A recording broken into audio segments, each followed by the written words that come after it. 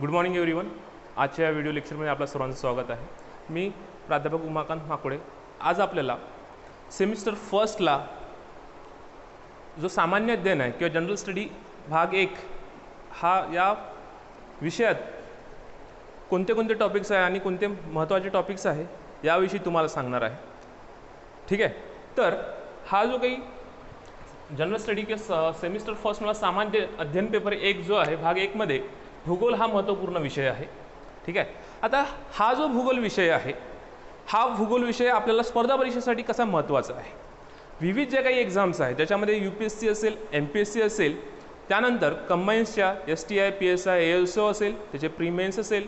ठीक आहे. त्यानंतर एक्साइज असेल, क्लर्क असेल, सोबतच सरळ सेवामध्ये पोलीस भरतीसारखा भाग असेल किंवा क्लर्क असेल, टायपिस्ट असेल, ठीक आहे, तलाठी असेल, ग्रामसेवक असेल, अशा स्पर्धा महाराष्ट्रातल्या स्पर्धा परीक्षा सोबतच SSC मध्ये असलेल्या ज्युनियर क्लर्क असेल, ठीक आहे, CGL असेल किंवा याच्या व्यतिरिक्त ज्या काही अन्य SSC बोर्डाकडून घेण्यात येणाऱ्या एक्झाम्स आहे याच्यामध्ये भूगोलाचं महत्त्व किती आहे. सोबतच रेल्वेच्या ज्या एक्झाम्स आहे RRB असेल, RRC असेल, NTPC असेल, लोको पायलट असेल, या पद्धतीच्या ज्या काही एक्झाम्स आहे याच्यामध्ये सुद्धा भूगोल किती महत्त्वाचा घटक आहे हे तुम्हाला आज मी सांगणार आहे. सोबतच बँकिंग असेल किंवा याच्या व्यतिरिक्त ज्या काही स्थानिक स्तरावर विविध स्पर्धा परीक्षा आयोजन केल्या जातात, अनेक विभागाकडून स्पर्धा परीक्षा आयोजित केल्या जातात, याच्यामध्ये सुद्धा या भूगोल या विषयाचं महत्त्वपूर्ण घटक म्हणून त्याला तिथं मान्यता मिळालेली आहे. त्याच्यावर जास्तीत जास्त स्कोर करता येतो कारण की हा जो टॉपिक आहे, ठीक आहे, हा जो टॉपिक आहे हा कॉन्सेप्च्युअल बेस आहे. ठीक आहे. हा जो टॉपिक आहे कन्सेप्च्युअल बेस आहे. याच्या जर कन्सेप्ट आपल्या क्लिअर असेल तर आपल्याला आपल्या सोबतच्या ज्या काही पर्यावरणीय घटना घडतात, सोबतच आपण ज्या व्हेजिटेशनमध्ये आहोत, चंद्रपूरसारखा जिल्हा असेल, त्या चंद्रपूर सारख्या जिल्ह्यामध्ये इतकी उन्हाळ्यामध्ये एवढी तीव्र अवस्था का तापमानाची, कारण की आपलं जवळपास टेम्परेचर जे उन्हाळ्यामध्ये आहे तर 48 डिग्री सेल्सिअसपर्यंत जातं. सोबतच म्हणजे विदर्भातही जवळपास याच पद्धतीचं टेम्परेचर आहे. सोबतच आपल्याकडे हिवाळा जो आहे तो कोरडा हिवाळा आहे. इतकी थंडी लागते की आपलं शरीरसुद्धा फाटायला लागतं. अशी अवस्था, अशी हे जे काही विरोधाभासी विषमता आहे ती आपण इथे शिकणार आहोत. सोबतच फक्त विदर्भच का, तर याच्या व्यतिरिक्त महाराष्ट्र असेल, भारत असेल, जागतिक स्तरावर जे काही पर्यावरणीय घटना घडतात, सोबतच विविध स्थानिक जे काही जनजीवन आहे, त्यांच्या संस्कृती आहे, सगळ्या ज्या काही डेव्हलप झालेल्या आहे, ठीक आहे, तिथले वन्यजीव व्यवस्था असेल, ठीक आहे, तर याच्या व्यतिरिक्त ज्या काही हे बदल झाले आहेत किंवा याचे प्रकार जे पडलेले आहेत ते कोणत्या आधारावर आहे, तिथली संस्कृती कशी आहे, ह्या सगळ्यांचा अभ्यास आपण भूगोलाच्या माध्यमातून करू शकतो. आणि हे भूगोलातलं माध्यम जे आहे, आता याचा इंटरेस्टसुद्धा वाढण्याचं एक कारण आहे की हा विषय जो आहे तो आपल्याला व्हिज्युअलाइज करून नकाशांच्या माध्यमातून आपल्याला शिकायचा आहे. ज्याच्यामुळे काय होईल, हा आपला अभ्यासक्रम तर होईलच, सोबतच आपल्याला जे काही स्थानिक स्तरावर ज्या काही आपल्यासोबत घडणाऱ्या घडामोडी आहेत त्यांचासुद्धा आपल्याला या माध्यमातून अभ्यास करता येईल. ठीक आहे. आता हा जो भूगोल विषय आहे हा भूगोल UPSC असेल किंवा MPSC साठी कसा महत्त्वाचा आहे. ठीक आहे. तर UPSC मध्ये आपल्याला ऑप्शनल विषय म्हणून हा घेता येतो. जवळपास 500 मार्कासाठी ऑप्शनल विषय म्हणून हा UPSC मध्ये भूगोल या विषयाचा समावेश केलेला आहे. MPSC मध्ये सुद्धा प्रिलिम्स असेल, मेन्स असेल, ठीक आहे, यामध्ये सुद्धा या विषयाचा समावेश केला आहे. तर प्रिलिम्समध्ये जवळपास 15 ते 20 क्वेश्चन विचारले जातात या टॉपिकवर. ठीक आहे. MPSC मध्ये भूगोल हा जो टॉपिक आहे प्रिलिम्समध्ये 15 ते 20 क्वेश्चनच्या जवळपास विचारला जातं. याच्या व्यतिरिक्त मेन्समध्ये हा जो भाग आहे पेपर 1, ठीक आहे, पेपर 1 मध्ये आपण बघितलं होतं याच्यापूर्वी. पेपर 1 मध्येच हा जो टॉपिक आहे हिस्ट्री प्लस जिओग्राफी हा असा इन्क्लूड केलेला आहे. ठीक आहे. तर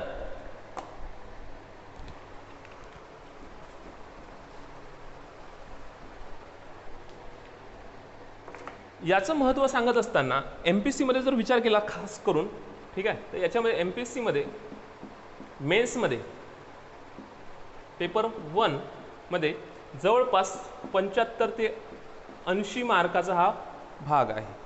ठीक आहे. किती आहे? 75 ते 80 मार्काचा हा काय पेपर भूगोलाचा आपल्याला सहभाग आहे, तो कंपल्सरी आहे. ठीक आहे. याच्या व्यतिरिक्त याच्या आधारावर आपल्याला जवळपास 25 ते 30 क्वेश्चनचे आन्सर पुन्हा आपले काय होतात इथून तयार होत असतात. म्हणजे याचा अभ्यास करून, याचा नकाशांचा अभ्यास करून याचाच वापर आपण पॉलिटिकलमध्ये करू शकतो, याचाच वापर आपण इकॉनॉमिक्समध्ये करू शकतो, याचाच वापर आपण HRDमध्ये करू शकतो. या विषयाचा अभ्यास करत असताना जसं लोकसंख्यांचं वितरण असेल तर आपल्याला HRDसाठी मदत होते. जर पॉलिटिकलमधले जे काही थिंकर्स असेल किंवा याच्या व्यतिरिक्त ज्या काही आपण संविधानातल्या काही गोष्टी ज्या आहेत त्या अनेक देशांकडून घेतल्या, तेव्हा त्यांचा अभ्यास करण्यासाठी भूगोलाचा वापर होतो. किंवा ते नेमकी देश अमेरिका असेल, इंग्लंड असेल, युरोपमधले जे देश असेल, जापान असेल, हे देश नेमके कुठे आहेत, तर याचासुद्धा आपल्याला काय होईल, भूगोलाच्या मदतीने त्याचासुद्धा अभ्यास करता येईल. ठीक आहे. त्यानंतर इकॉनॉमिक्स असेल, इकॉनॉमिक्समधल्या विविध घडणाऱ्या ज्या काही घडामोडी आहेत, त्या घडामोडींचा अभ्यास करत असताना त्यांचे लोकेशन्स, तिथल्या जागतिक स्तरावर कसं महत्त्व आहे हे आपल्याला भूगोलाच्या नकाशाच्या अभ्यासाने आपल्याला समजेल. ठीक आहे. याच्या व्यतिरिक्त करंट अफेअर्समध्ये सुद्धा जसं आपले माननीय पंतप्रधान असेल ते विविध देशांच्या दौऱ्यावर जातात, त्यानंतर गृहमंत्री असेल ते विविध देशांच्या दौऱ्यावर जातात, राष्ट्रपती जात असतील, याच्या व्यतिरिक्त जे काही अनेक देशातले ॲम्बेसिडर्स आहे ते ॲम्बेसिडर आपल्या भारतामध्ये नियुक्त होतात. विविध देशामध्ये पुरस्कार घ्यायसाठी आपले जे काही इथले कार्यकर्ते जात असतात किंवा जे काही समाजसेवक जात असतात, तर त्या देशांवर आधारित विविध प्रश्न आपल्याला विचारले जातात. तर हे सुद्धा, या प्रश्नांचा सुद्धा अभ्यास जो आहे तो आपल्या भूगोलाच्या माध्यमातून आपल्याला करता येईल.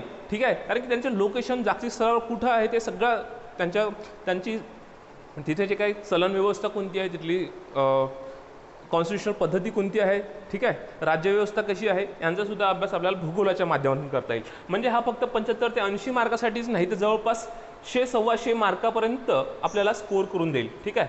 100 ते 110 मार्कापर्यंत हा विषय आपल्याला स्कोअर करून देईल, ज्याच्या माध्यमातून हा विषय आपल्याला जर आता बसून झाला तर इतका स्कोअर आपला परफेक्ट होऊ शकतो. आणि इतका जर स्कोअर आपण केला तर आपल्या परीक्षेला जो कट ऑफ आहे तो इथं प्लस पॉईंट ठरेल.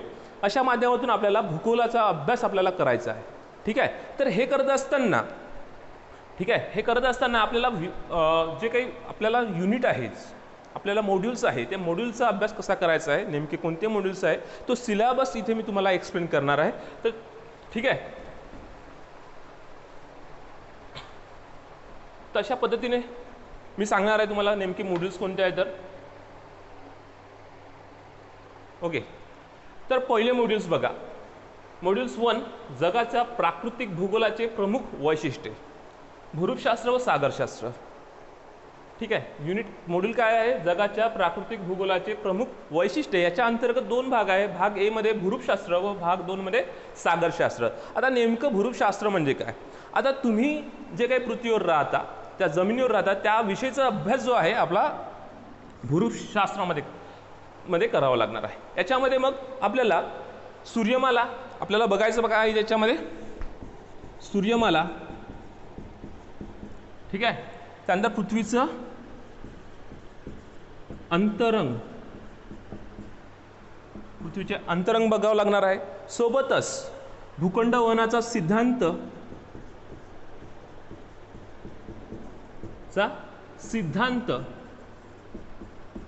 त्याच्या व्यतिरिक्त प्लेट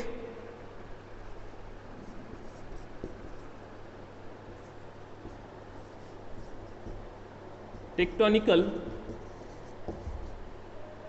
थेरी सुद्धा इथं आपल्याला अभ्यासायची. याच्या व्यतिरिक्त आता हे काय, सूर्यमाला, पृथ्वीचे अंतरंग, भूखंड वहना सिद्धांत, प्लेट टेक्टॉनिकल थेरी, हे जे 2 सिद्धांत आहे हे नेमकी आपला जो काही भारत असेल किंवा आपले जे काही कॉन्टिनेंटल असेल किंवा भूखंड असेल ते कशा पद्धतीनं स्प्रेड झाले आहे, कशा पद्धतीनं एका जागेवरून दुसऱ्या जागी गेलेले आहे, कसे वहन झालेलं आहे, या दोघांचा अभ्यास जो आहे आपण या 2 थेरीच्या माध्यमातून करणार आहोत. आज जे काही पृथ्वी आहे ती कुठे होती पूर्वी, पृथ्वीच्या उत्तर भागात होती की दक्षिण भागात, इथे थंडी पडत होती की गरमी पडत होती, इथं पर्यावरण कसं होतं, इथलं व्हेजिटेशन कसं होतं, इथलं नैसर्गिक साधनसंपत्ती कशी होती, इथं नैसर्गिक साधनसंपत्ती निर्माण का झाली, तुमच्या चंद्रपूर जिल्ह्यामध्ये असणारा कोळसा का निर्माण झाला, या सगळ्या मुख्य जे याच्या मागची संकल्पना आहे या 2 थेरीच्या माध्यमातून आपल्याला ते एक्सप्लेन करता येईल. ठीक आहे. तर आपण जेव्हा हा भाग शिकणार आहोत त्यावेळेस आपण इथे अभ्यास करणार आहोत. याच्या व्यतिरिक्त जे आहे भूकंप, ज्वालामुखी,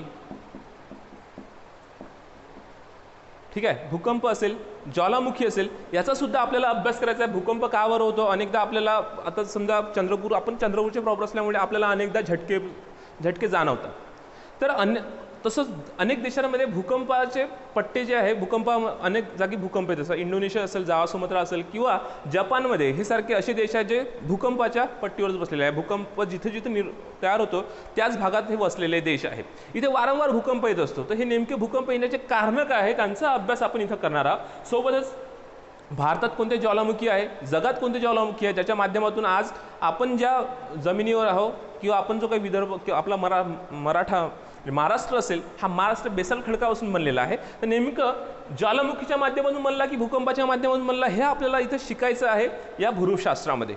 ठीक आहे. याच्या व्यतिरिक्त तुम्हाला खडक प्रणाली,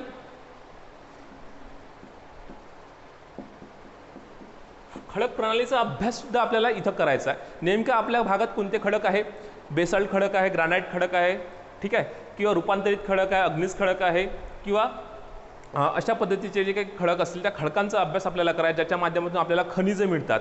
सोनं मिळेल, चांदी मिळेल, त्यानंतर लोखंड मिळेल. आपल्या भागात सुद्धा MEL आहे. MELमध्ये आपण काय होतं, लोखंडाचं उत्पादन केलं जातं, लोह आणि पोलादाचं. त्याचं नेमकं त्या कोणत्या खडकात भेटतो याचा सुद्धा आपण अभ्यास करणार आहोत. नेमकं खडकांची निर्मिती कशी होते, खडकांचं रूपांतर कसं होतं एका खडकातून दुसरं. जसं ताजमहल बांधला असेल तर तो बांधला आहे संगमरमर.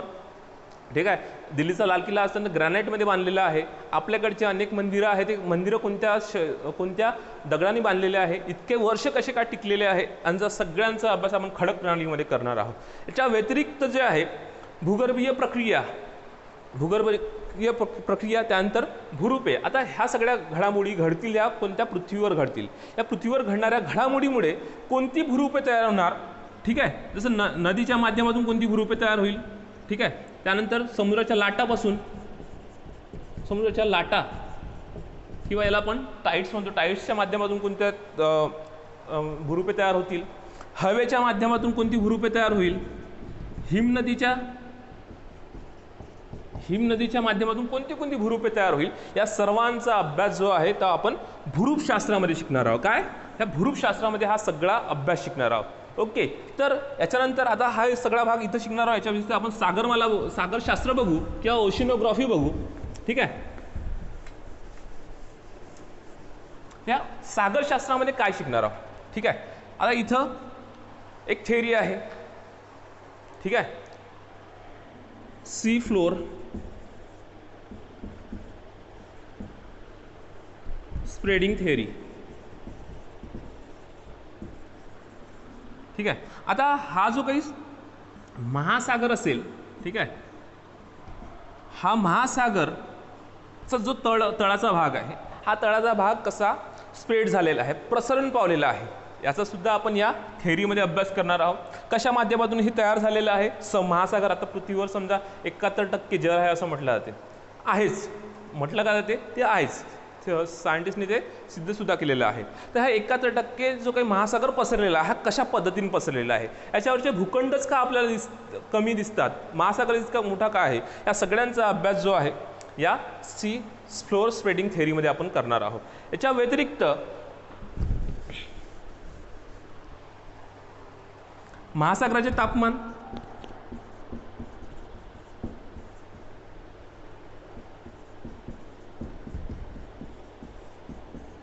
महासागराचे तापमान व क्षारता, म्हणजे एका जागी एक तापमान आहे, दुसऱ्या जागी दुसरं तापमान आहे, हे नेमकं कशामुळं.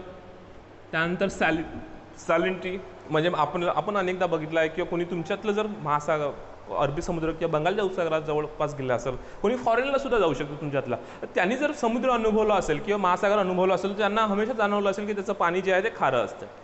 आता तुम्ही गमतीने असं म्हणू शकता की सर आमच्या इथे जे बोरिंग आहे त्या बोरिंगलाच खारं पाणी येतं, तर ते का बरं येतं, किंवा तिथं येण्याचं कारण काय, तिथं क्षारता, तिथं खारं कशामुळे येतं, त्याच्यामध्ये कोणते असे घटक असतात, त्या घटकांचा आणि तिथल्या घटकांचा आपण अभ्यास करणार आहोत. या व्यतिरिक्त जे तापमानात बदल होतो ते नेमकं महासागरावर कशा पद्धतीनं होतो. ठीक आहे. त्यांचा सुद्धा अभ्यास करणार आहोत. त्यानंतर महासागरावरच्या ज्या काही हालचाली आहे, महासागरावरच्या हालचाली कोणत्या आहे तुम्हाला सरळ माहीत आहे, वेव्ज असेल. ठीक आहे. त्यानंतर टाइड्स असेल, करंट्स असेल, वेव्ज असेल, टाईट्स असेल, भरती ओटी असेल, ते नेमकं महासागरात का वर येते, या सर्वांचा जो अभ्यास आहे तो आपण सागरशास्त्रामध्ये करणार आहोत. या माध्यमातून आपला पहिला मॉड्यूल कंप्लीट होणार आहे. ठीक आहे. याच्या व्यतिरिक्त जे काही दुसरं मॉड्यूल आहे, दुसऱ्या मॉड्यूलमध्ये जे आहे जे 2 घटक महत्त्वाचे आहे, कोणते तर बघा, हवामानशास्त्र व मृदाशास्त्र. आता मी तुम्हाला म्हटलं की आपलं व्हेजिटेशन चंद्रपूरचं असं का बरं आहे, इथलं व्हेजिटेशन म्हणजे इथलं एन्व्हायरमेंट असं का आहे, इतकं म्हणजे टोकाची उष्णतासुद्धा इथं आहे, टोकाचं टेम्परेचरसुद्धा आहे, म्हणजे आपल्या उन्हाळ्यामध्ये सुद्धा या भागामध्ये AC सुद्धा काम करत नाही, अनेकांचे कूलर तर बिलकुलच काम करत नाही. तर अशी अवस्था का बरं आहे. आणि हिवाळ्यामध्ये इतकी थंडी आहे की शरीर कोरडं येतं, आग होते, जळजळ करायला लागतं, चेहरे फाटून जातात. ठीक आहे. सौंदर्य अनेक सुंदर सुंदर जे मुलं असतील की मुली असतील ते मग आपल्याला विविध क्रीम लावतात, म्हणजे फेअर अँड लवलीपासून, बोरोप्लसपासून बॉडी लोशन्स लावतात. अशा अनेक घटक आपण बघितलेले आहे. ठीक आहे. हे नेमकं कारण काय याच्या मागचं. आणि युरोपमध्ये तर आपण बघतो की हमेशा थंडी आहे, मग तिथले लोक आपल्याकडे येतात समुद्राच्या काठावर, मग ते बघितलं असेल तुम्ही. तर ह्या सगळ्या गोष्टी का घडतात, ते हवामानशास्त्र. या हवामानशास्त्रामध्ये नेमका कशाचा अभ्यास करणार, पृथ्वीच्या वातावरणाचा अभ्यास करणार आपण, पृथ्वीच्या वातावरणाचा. ठीक आहे. तर पृथ्वीचं वातावरण कसं आहे, सोबत त्याची संरचनेचा अभ्यास करणार आहोत. त्या नेमके घटक कोणते आहे, ठीक आहे, कोणते वायू आहे, कोणते एलिमेंट्स आहे, मूलद्रव्य आहे, जसं नायट्रोजन असेल, ऑक्सिजन असेल, जे आपण रेग्युलर ऑक्सिजन घेतो, कार्बन डायऑक्साईड असेल, किंवा याच्यासोबतच अनेक जे काही अनेक वायू असेल, त्या वायूचं मिश्रण कसं झालेलं आहे, त्याच्यामुळे वातावरण कसं बनलेलं आहे, भारत अनेक जागी पाऊसच का पडतो, या सगळ्याचा अभ्यास आपण या घटकामध्ये करणार आहोत. ओके. याच्या व्यतिरिक्त सौरशक्ती. आता सौरशक्ती किंवा हीट बजेट, या सौरशक्तीमध्ये आपण बघणार आहोत की पृथ्वीवर जे काही सूर्याचे जे काही किरणं पडतात ते नेमके किती टक्के पडतात. समजा आता पृथ्वीवर हे जे काही पृथ्वी आहे, या पृथ्वीवर सूर्याचे जे काही किरणं पडतात, ठीक आहे, अशा पद्धतीने किरणं पडतात. आणि मग आपल्या इथं लेयर्स आहे विविध, इथं ॲब्झॉर्व होतात, काही किरणं ॲब्झॉर्व होतात, मग पृथ्वीवर पडतात, आणि मग पृथ्वीवर पडून मग काही रिफ्लेक्ट पण होतात. ठीक आहे. ठीक आहे. उष्णता येते आणि उष्णता जाते. आता नेमकी ही उष्णता किती टक्के येते आणि किती टक्के रिलीज होते, त्या रिलीज होण्याचा सुद्धा आपण इथे या सौरशक्तीमध्ये हीट बजेटमध्ये आपण अभ्यास करणार आहोत. ठीक आहे. याच्या व्यतिरिक्त जे आहे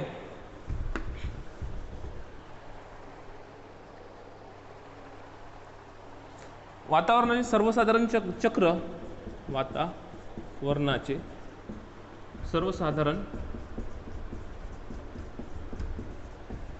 चक्र, ठीक आहे, आणि हवामान प्रणाली.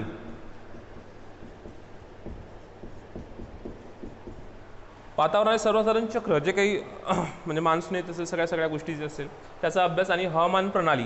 आता इथे थंडी येतो, हिवाळा येतो, पावसाळा येतो. आपल्याकडेच आता 3 ऋतू आहे की जगात किती ऋतू आहे, जगात 4 प्रकारचे ऋतू आहे का 3 प्रकारचे आहे की 2 प्रकारचे आहे. म्हणजे अनेक देशांमध्ये हिवाळा आणि उन्हाळा हे 2च ऋतू आहे. आपल्याकडे 3 आहेत, आपल्याकडे 4 आहेत असे.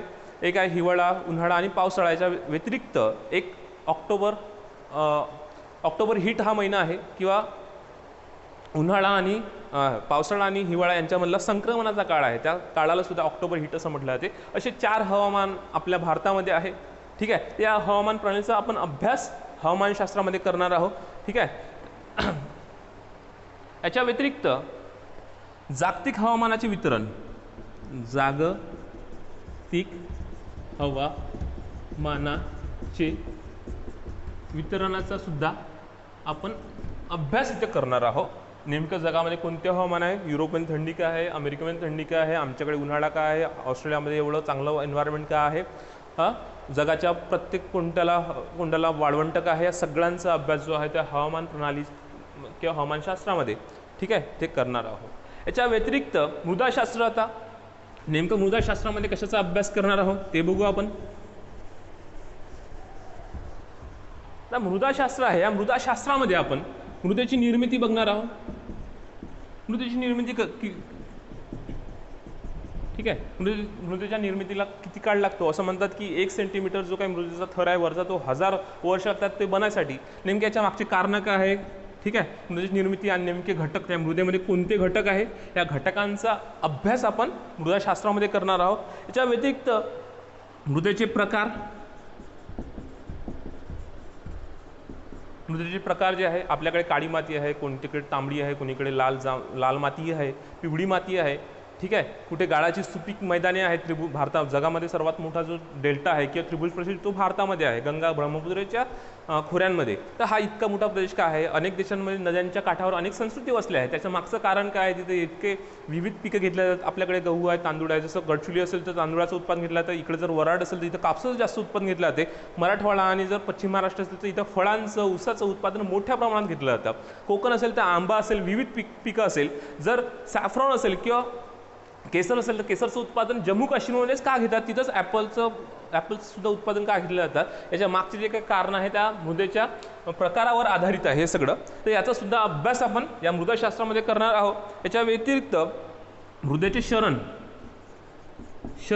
व संरक्षण, ठीक आहे. शरण म्हणजे झीज. आता मृदा जी आहे एकाच जागेहून दुसरीकडे हवेने जाते. त्याच्या पाण्याच्या प्रवाहाने ती झीज होते, वाऱ्याने त्याची झीज होते, ठीक आहे. पावसाने त्याची झीज होते. मनुष्य असेल किंवा जे काही जंगली जनावर असेल यांच्या माध्यमातून सुद्धा मृदेचं शरण होते, झीज होते. त्या झीजेचा अभ्यास करणार आहोत. आणि या मृदेला वाचवण्यासाठी, कारण की हे वाचवणं सुद्धा आपल्या हातात आहे, याचा सुद्धा अभ्यास आपण याचा मृदेचं संरक्षण या भागात करणार आहोत. अशा पद्धतीनं आपला हे दुसरं मॉड्यूल इथे कंप्लीट होतं. इतकं आपल्याला तयारी करायची, ठीक आहे. आता जागतिक स्तरावर नैसर्गिक साधन संपत्ती आहे, तर ठीक आहे. तर या नैसर्गिक साधन संपत्तीचा आपल्याला अभ्यास इथं करायचा आहे. जे काही नैसर्गिक साधन संपत्ती आहे, आता तुम्हाला माहिती आहे नैसर्गिक साधन संपत्ती कोणती आहे, तर त्याच्यातले प्रकार बघू.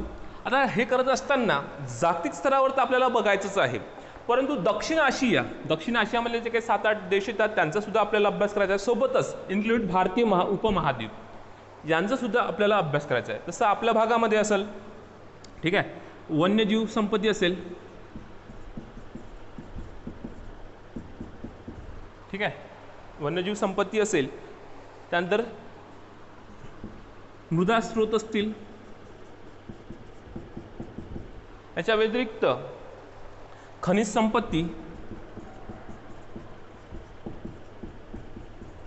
संपत्तीचा सुद्धा आपल्याला अभ्यास या नैसर्गिक साधन संपत्तीमध्ये करायचा आहे, ठीक आहे. तर हे महत्त्वाचे घटक आहे. वन्यजीव संपत्ती आहे, मृदा स्रोत आहे, मृदेमधून जे काही आपल्याला घटक भेटतात त्या सगळ्यांचा अभ्यास आपल्याला करायचा आहे. सोबतच खनिज संपत्तीचा सुद्धा अभ्यास आपल्याला मॉड्यूल 3 मध्ये करायचा आहे.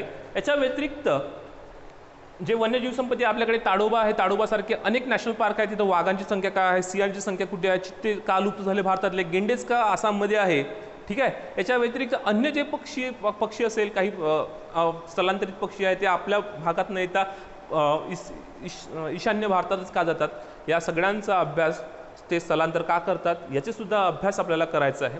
जे काही मृदा स्रोत आहे, मृदा स्रोतातून जे काही खनिज संपत्ती भेटते आपल्याला, या खनिज संपत्तीचा अभ्यास, याच्या खनिजामध्ये आपण आपल्या भागात असणारा कोळसा असेल, लोह असेल, बॉक्साईड असेल, चुनखडक असेल, सोनं असेल, चांदी असेल, कॅल्शियम असेल, अभ्रक असेल, अशा बंद कर. इथे अनेक विविध खनिजांचा आपण अभ्यास करणार आहोत या टॉपिकमध्ये, या मॉड्यूलमध्ये. नैसर्गिक साधन संपत्तीचा अभ्यास करणार विविध तुम्हाला मी सांगितलेले आहे नेमके कोणते घटक आहेत, घटकांचा अभ्यास इथं या भागामध्ये करणार आहोत. आता याच्यानंतरचं जे मॉड्यूल आहे जागतिक स्तरावर प्राथमिक, द्वितीय आणि तृतीय क्षेत्र, ठीक आहे. जागतिक स्तरावर जे प्राथमिक, द्वितीय आणि तृतीय उद्योगांच्या स्थान निश्चितीला व वितरणाला जबाबदार घटक.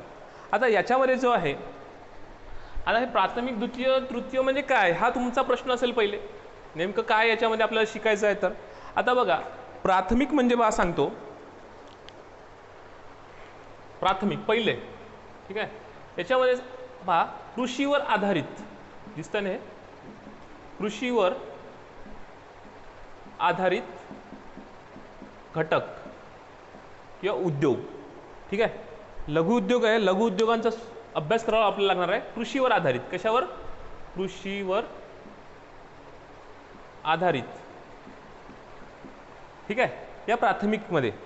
आता प्राथमिक म्हणजे काय, तर कृषी संबंधित जसं मासेमारी असेल, विविध गहू असेल, तांदूळ असेल, असे उत्पादन असेल, कापूस असेल, नगदी पिके असेल, या नगदी पिकांचा उत्पादन होईल. आणि या नगदी पिकांवर किंवा कांदे असेल, अद्रक असेल, हे जे पिकं आहे आपल्याला साठवून ठेवावं लागतात. आता साठवण्यासाठी आपल्याला फ्रीजर लागते मोठे मोठे, ठीक आहे. तर फ्रीजर लागेल, काही व्यवस्थापन लागेल, काही गोडाऊन्स लागेल. या गोडाऊन्ससाठी हे जे काही उद्योग आहे याच्यावर आधारित त्या उद्योगांचं नेमकं स्थाननिश्चिती कुठे आहे, त्याचं वितरण कशा पद्धतीने झालेलं आहे, त्याचा अभ्यास आपल्याला यासाठी करावा लागणार आहे. याच्या व्यतिरिक्त याच्यावर आधारित आता प्राथमिक उद्योगावर आधारित जे द्वितीय उद्योग आहे, त्या द्वितीय उद्योग म्हणजे उद्योग क्षेत्र आहे, त्या उद्योग क्षेत्रांचा आपल्याला अभ्यास करावा लागणार आहे. त्याच्या स्थाननिश्चिती आणि वितरणाचा अभ्याससुद्धा आपल्याला जागतिक स्तरावर, सोबतच भारत आणि भारतीय उपमहाद्वीपमध्ये कुठे आहे, नेमक्याच्या मागचे कारण काय आहे, तिथंच ते स्थाननिश्चिती होण्यामागचं कारण काय आहे. सोबतच तृतीय उद्योग आहे. तृतीय उद्योगमध्ये आपण सेवा क्षेत्राचा समावेश करता येईल. आता सेवा क्षेत्रामध्ये आपल्याला माहीत असेल की पुणे असेल किंवा बंगलोर सिटी, आपला यांना काय म्हणतो, जसं पुणे आहे, पुण्याला काय म्हणतो तर महाराष्ट्राचं सिलिकॉन व्हॅली म्हणतो. सोबतच बंगलोर असेल तर बंगलोरला काय म्हणतो का भारताचं सिलिकॉन व्हॅली म्हणतो. आता हे सिलिकॉन व्हॅली म्हणण्याचं कारण काय आहे, का हा सिलिकॉन व्हॅली शब्द नेमका आला कुठून, तर हे सिलिकॉन व्हॅली अमेरिकेतल्या भागासाठी म्हटलं जातं. सिलिकॉन व्हॅली तिथं IT सेक्टर किंवा कम्प्युटर सॉफ्टवेअर या संबंधित जे हार्डवेअर्स असेल या संबंधीचं जे काही उद्योग आहेत तिथं वसलेलं आहे. सोबतच भारतामध्ये जर विचार केला तर भारतामध्ये बंगलोरला वसलेलं आहे. आणि महाराष्ट्राचा विचार केला तर महाराष्ट्रातल्या पुणे, हिंजवडी या भागामध्ये हे क्षेत्र तृतीय क्षेत्र वसलेलं आहे. ठीक आहे. तृतीय आणि तृतीय संबंधित जे काही उद्योग आहे, आता याच्यामध्ये सेवा सेक्टर असेल, जसं तुमच्याकडे अमेझॉन असेल, फ्लिपकार्ट असेल, याच्या माध्यमातून तुम्ही काय करू शकता, किंवा झोमॅटो असेल, याच्या माध्यमातून काय करतो आपण, अनेक वस्तू ज्या सर्व्हिसच्या माध्यमातून आपल्या घरापर्यंत येतात, आपल्या दारी येतात आणि आपल्याला घ्या जी तुमचं हे प्रॉडक्ट आहे.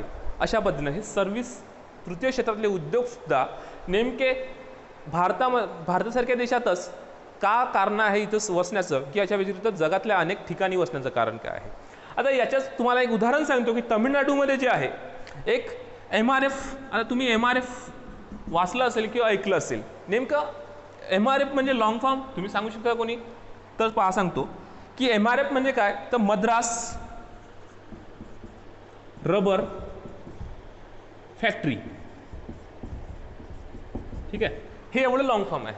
आता MRF किंवा मद्रास रबर फॅक्टरीचं मुख्यालय कुठे आहे, तर तामिळनाडूमध्ये आहे. तामिळनाडूमध्ये असण्याचं कारण आहे तामिळनाडूमध्ये असणारी लोकसंख्या, तिथलं मजूर वर्ग असेल. ठीक आहे. याला लागणारे जे घटक आहे ते घटक कोणते कोणते आहे ते पहिले पहा. मजूर लागेल स्वस्त. ठीक आहे. त्यानंतर दळणवळणाची साधनं लागतील.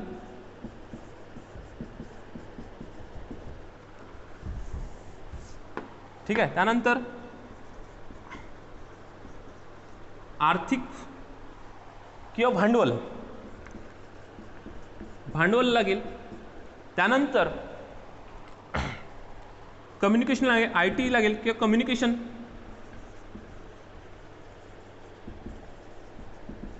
सोबतच निर्यात करण्यासाठी जवळपास स्वस्त साधनं लागतील. असे काही महत्त्वाचे जे घटक आहेत ते उद्योगांसाठी लागते. यासोबतच पाणी लागेल, विद्युत लागेल. ठीक आहे. कच्चा माल लागेल. या सर्वांचा जो आहे या घटकांवर इफेक्ट पडतो. म्हणून ते घटक, जसं तुम्हाला मी MRF विषयी सांगत होतो, MRF ची कंपनीचं मुख्यालय मद्रासमध्ये आहे. तर मद्रासमध्ये असल्याचं का, त्याच्या कारण MRFचं लॉंग फॉर्म आहे मद्रास रबर फॅक्टरी, तिथं मुख्यालय आहे. आता ते असण्याचं कारण एक तर तिथं रबराचं कच्चा माल मोठ्या प्रमाणात उत्पादन होतो. तिथे रबराची झाडं खूप जास्त मोठ्या प्रमाणात आहे. सोबतच तिथे लागणारा जो काही महासागर आहे, महासागराच्या माध्यमातून MRF कंपनीला आपला जो काही रबर आहे तो अनेक जगामध्ये अनेक ठिकाणी निर्यात करता येतं. आणि पाण्यातून जे काही निर्यात होते, भारतातलं जो काही एकूण निर्यात त्यातले 2/3पेक्षा जास्त निर्यात पाण्याच्या किंवा महासागराच्या माध्यमातून चालते. ह्या सर्वांचा अभ्यास जो आहे जागतिक स्तरावरील, सोबत इन्क्लूड भारत आणि भारतीय उपमहाद्वीपाचा जो अभ्यास आहे किंवा इथल्या उद्योगांच्या स्थाननिश्चितीचा अभ्यास आपल्याला या मॉड्यूलमध्ये करायचा आहे, या सगळ्या घटकांच्या माध्यमातून. ठीक आहे. तर अशा पद्धतीने हे 4थं मॉड्यूल इथं संपलेलं आहे. याच्या व्यतिरिक्त आपण आता 5वं मॉड्यूल शिकू. आता 5वं मॉड्यूल नेमकं काय आहे ते बघू आपण. या 5व्या मॉड्यूलमध्ये आपल्याला इथे शिकायच्या कोणत्या क्रिया आहे, महत्त्वपूर्ण भूभौतिक क्रिया. या भूभौतिक किंवा जमिनीवर घडणाऱ्या काही जमीन असेल, महासागर, या सगळ्या घडामोडी, या ठिकाणी ज्या काही क्रिया घडतात त्या क्रियाचा अभ्यास आपण इथं करणार आहोत. नेमक्या महत्त्वपूर्ण कोणत्या क्रिया आहेत त्या बघू. पहिले एक तर भूकंप. ओके. दुसरं ज्वालामुखी. त्यानंतर तिसरं सुनामी. चौथं चक्रीवादळे. ओके, चक्रीवादळे. त्यानंतर पर्यावरणीय बदल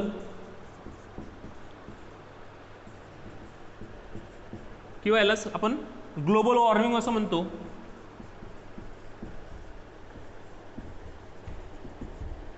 या व्यतिरिक्त बर्फाचे वितळणे, बर्फाचे वितळणं, आईसबर्ग पाहिले असेल. आईसबर्ग तर तुम्हाला पिक्चर सांगतो, टायटॅनिकचा पिक्चर बघितला आहे. इथलं जहाज जे आहे त्या आईसबर्ग किंवा मोठ्या ज्या बर्फाच्या तुकड्यांनी नष्ट झालं, त्या आईसबर्ग नेमकं निघण्याचे कारण काय आहे, तुटण्याचे कारण काय आहे, त्यांचा सुद्धा अभ्यास जो आहे तो आपण इथं करणार आहोत. ओके, तर या सगळ्या घडामोडीचा भूभौतिक क्रियांमध्ये समाविष्ट भूकंप, ज्वालामुखी, सुनामी, चक्रीवादळ, पर्यावरणीय बदल, ग्लोबल वॉर्मिंग आणि बर्फाचे वितळणे या सर्व घटकांचा अभ्यास जो आहे तो आपल्या या 5व्या मॉड्यूलमध्ये आपण शिकणार आहोत किंवा करणार आहोत. ठीक आहे. याच्यानंतर 6वं मॉड्यूल. आता नेमकं 6वें मॉड्यूल पहा. आता बघा, यावर आधारित आहे असं म्हणता येईल आपल्याला. आपत्ती. आपत्ती म्हणजे आपल्या भाषेत काय, संकट. ठीक आहे, संकट.